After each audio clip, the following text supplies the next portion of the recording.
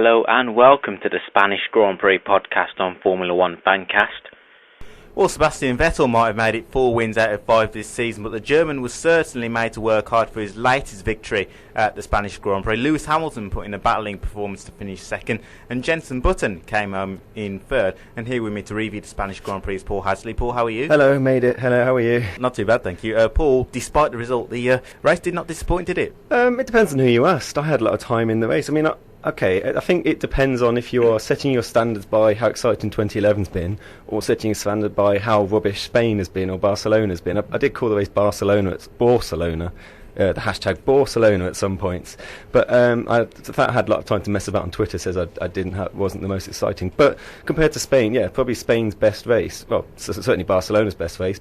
Before we do go on to talk about Red Bull and Vettel's success, we're going to focus on the back of the grid. And despite early season problems on and off the track, Hispania appeared to have recovered the situation. It was a nice little move. He was overtaking a Sauber at one point, wasn't it, around the second corner? But yeah, that was nice little updates. I mean, some of the new teams, of course, it's the start of the European season. Updates usually happen right about now because it's easier to get them from the factory and such. They sort of send them off in one spec for the faraway races, come back to your next spec. So yeah, it looks like a lot of updates are going well for HRT.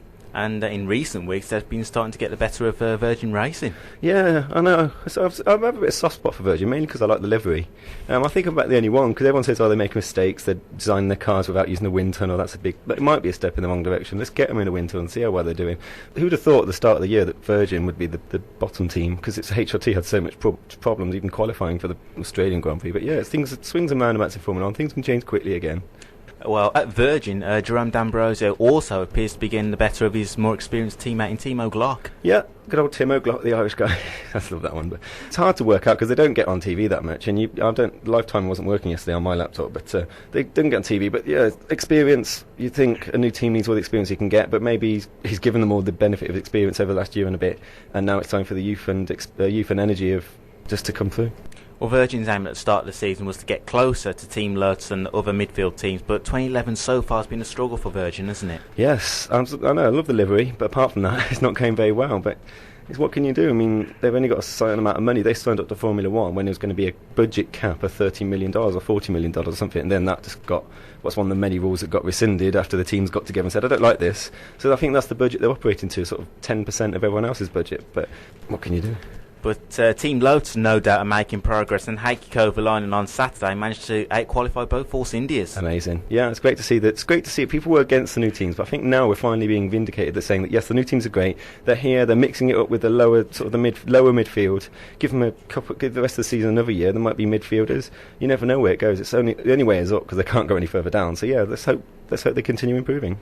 And even though Heikki retired from the race and Jarno Trulli finished low down the order, Team Lotus can take encouragement from Heikki's performance in qualifying. Yeah, and practice was great as well. I mean, practice he was sort of top 10 for a long time, but even with the bigger established runners out.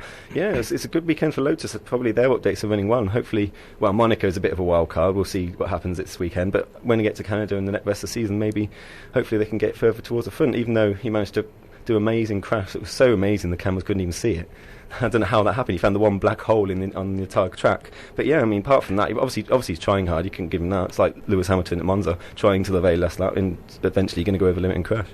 Well, one team who had a difficult start to 2011 are Williams. Both Pastor Maldonado and Rubens Barrichello finished outside the points yet again, despite Maldonado qualifying in the top 10. Yeah, it's been a weird season for Williams. A lot of the reports of their demise are greatly exaggerated because suddenly, what's wrong with Williams? Terrible Williams. Suddenly it's top 10 qualifying. You think, yeah, things are going better for Williams. Oh, and now they're not doing very well in the race. I mean, reliability is reliability, but you think this is not what Williams are here for. Same argument we have with Schumacher. They're not here to be at the back of the grid. They're not here to make up the numbers. Williams want to win. They fired a lot. Well, they've rejigged their technical stuff. They realise things aren't going well for them, and they're desperate to get back to where they were. And it's just a shame to see such a team with so much history where they are now.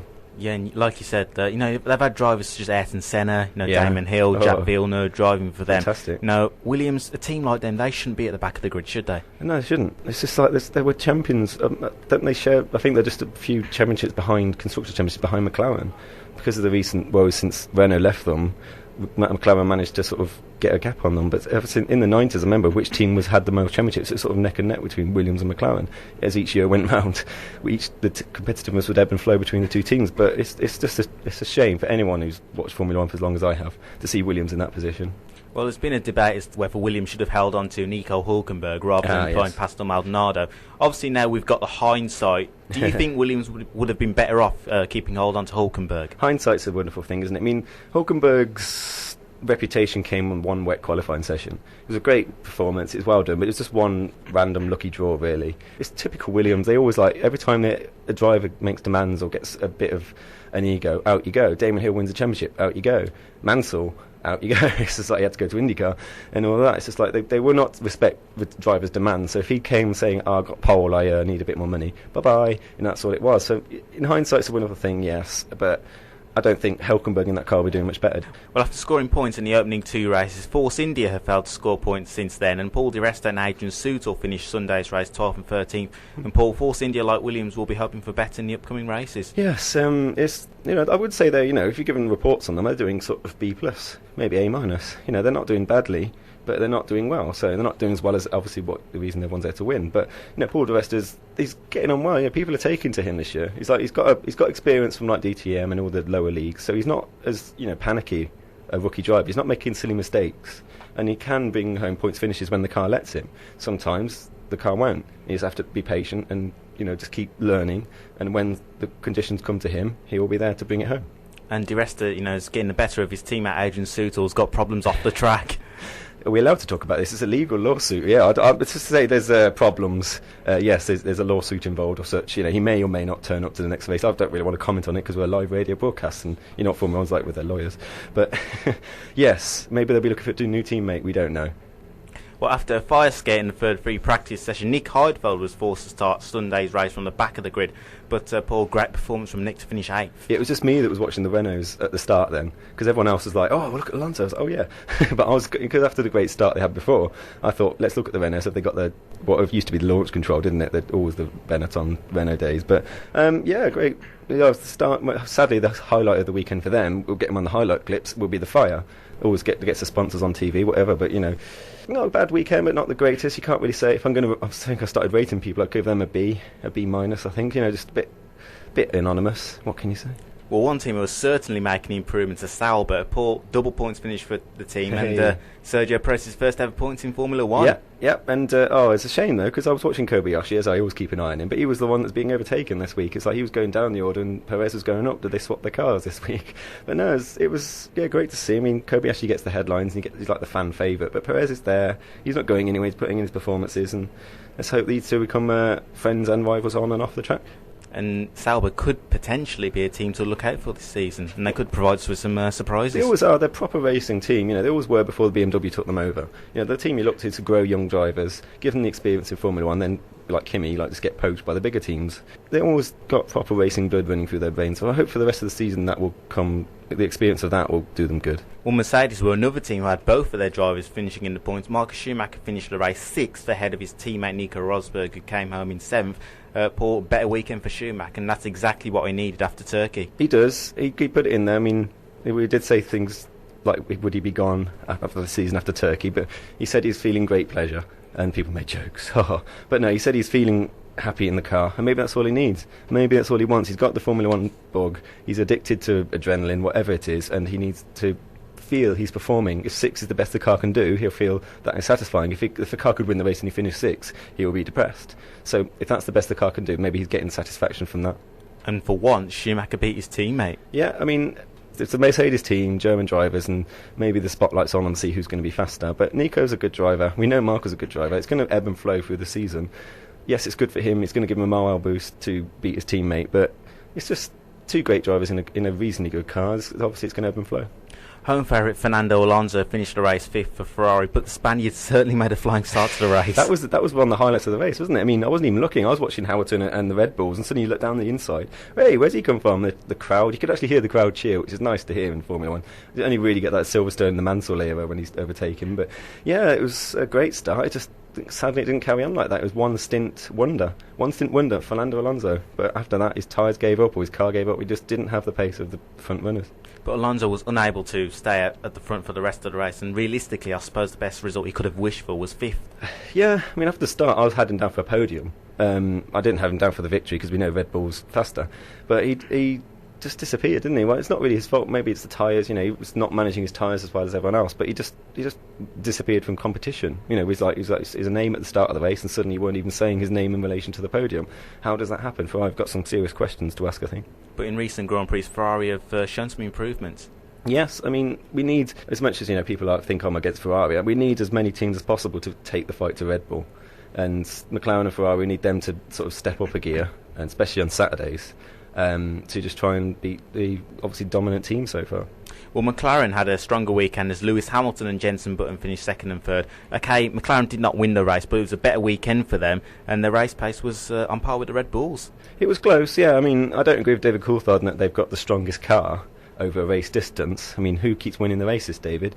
But so I'm settling my score because I've got a format here. But yeah, better to see, great to see. It's nice to see if Vettel's going to win all the races, we're going to make him work for it. And nice to see in the last 10 laps or so, it looked like, could they overtake? I didn't really believe that the overtake was likely, even with DRS not working that way, this weekend. But Vettel had it covered. He was driving smoothly. Nice to see McLaren over a race distance have got something to take to Red Bull, but it's just not quite enough yet.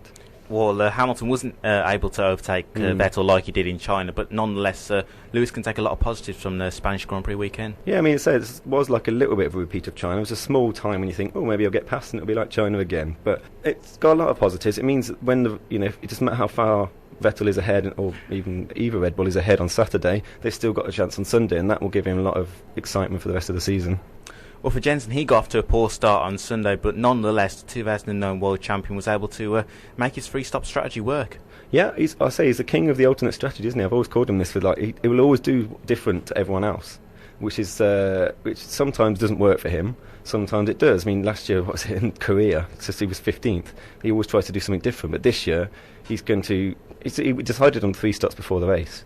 And yeah, so he decided that it didn't make him win the race, but it made him give him a podium. I'm sure they calculated maybe he would have been 4th or 5th if he'd done 4. But yeah, he's always going to be king of the alternate strategies, Jenson Button.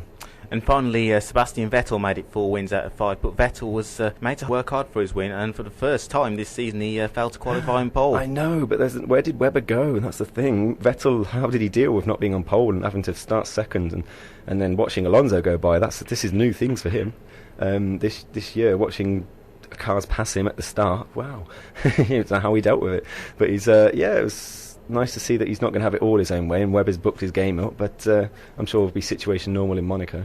And the Spanish Grand Prix certainly proved that Red Bull are not invincible. No, that's true. I mean, only one of the cars are invincible in the first place. Webber's been going back of the grid, middle of the grid. He's been sort of a loose cannon, but reliability and you can rely on Red Bull. You can rely on Vettel anyway, at least to be first or second, I think, for the rest of the season. It depends whether Webber gets his act together. Well, qualifying on pole on Saturday would have been a morale booster for Mark Webber, but the Australian will have been disappointed not to finish on the podium. Yeah, I mean, I said on Saturday, I was thinking, after over the talk, we said, what we need Mark Webber to do. Start getting poles and start dominating races the way Vettel has. I thought, this is what he needs. We really want Mark Webber to take the fight, because he's got the same equipment. He needs to take the fight to his teammate if he's only for an exciting season championship for us. So yeah, Saturday it looked like it was all going right for Mark Webber. Then he just vanished again. He's another one that went down the order. It's like, where did you go? What happened to you? Why are you not as good as the guy who wins? You're in the same equipment. Questions have to be asked about Mark Webber soon. And quickly, just looking ahead to the Monaco Grand Prix, the streets of Monte Carlo will certainly provide a stern test for the drivers. Yes, Monaco's going to be great. It's the wild card. You can't guarantee that Vettel will dominate this one, especially with the strategies and the whole traffic thing. Okay, we've got DRS and all that to get you through traffic, but not in Monaco. They've been moaning about traffic enough this year, and how getting caught behind one car will affect a whole race worth of strategy. This is Monaco. You're going to get caught behind a car at some point. This is going to be wild. It's going to be fun to see. And of course, the barriers around, we're going to actually finally see the safety car for the first time this year. There's my prediction. And you talk about the traffic. Yes. How crucial is qualifying going to be? Well, this is the thing. Even when Michael Schumacher was dominating with the fastest car, people would throw everything at qualifying to get in front of him, and he ended up qualifying like 3rd, if I remember.